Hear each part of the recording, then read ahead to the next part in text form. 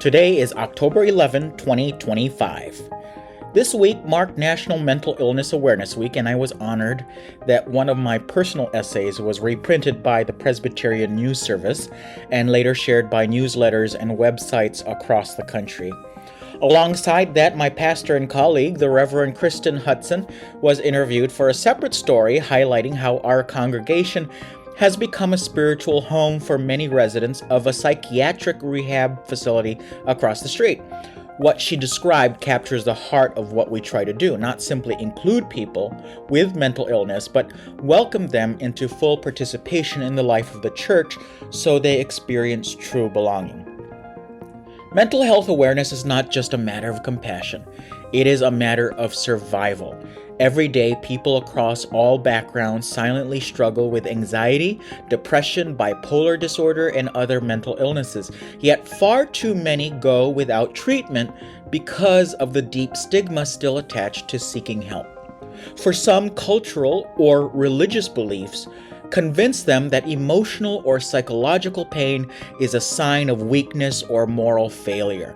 Others, particularly men, are taught from a young age to tough it out or shake it off. And then there are those who are told, sometimes by faith leaders, and this is where religion can be very toxic, that their suffering is the result of not having enough faith in God.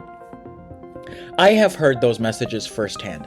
I grew up around people who believed that depression and anxiety were spiritual failings rather than medical conditions. They said that if your faith were strong enough, you would be joyful and calm, not anxious or sad. That line of thinking is toxic. It isolates the suffering person, fills them with guilt, and discourages them from seeking the help that could save their life. In my own culture, mental illness was often something you kept private.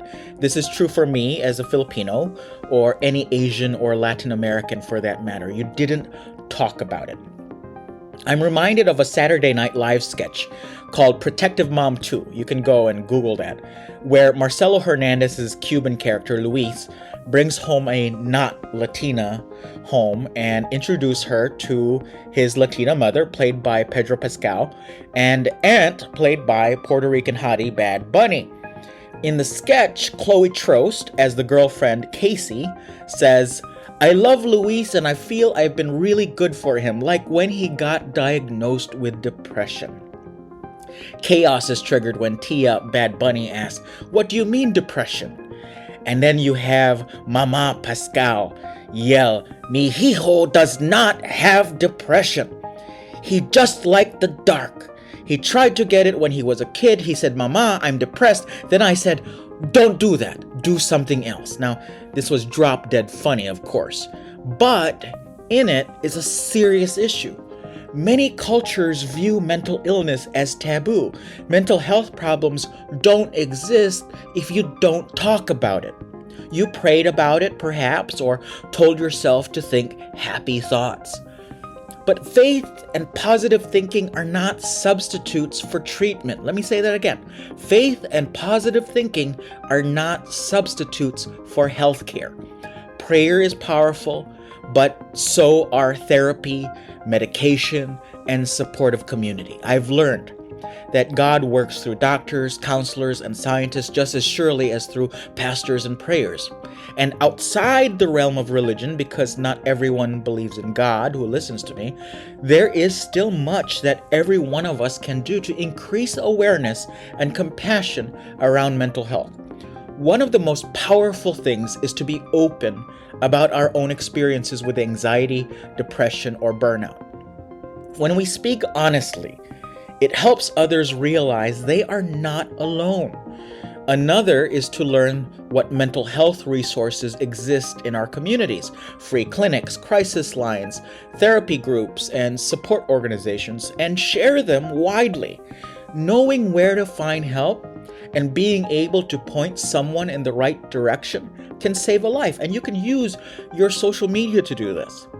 Breaking the silence around mental illness is one of the most important ministries the church can undertake, coming from a religious point of view, and one of the most important acts of humanity any one of us outside religion can do.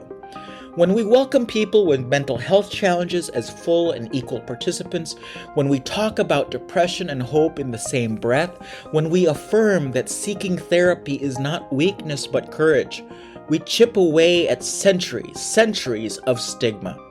There is sacredness in healing, whether it comes through prayer or medicine or community or all three. And there is grace in admitting that we need help. Awareness is the first step toward that grace, and it begins when we start talking about it openly, honestly, and without shame.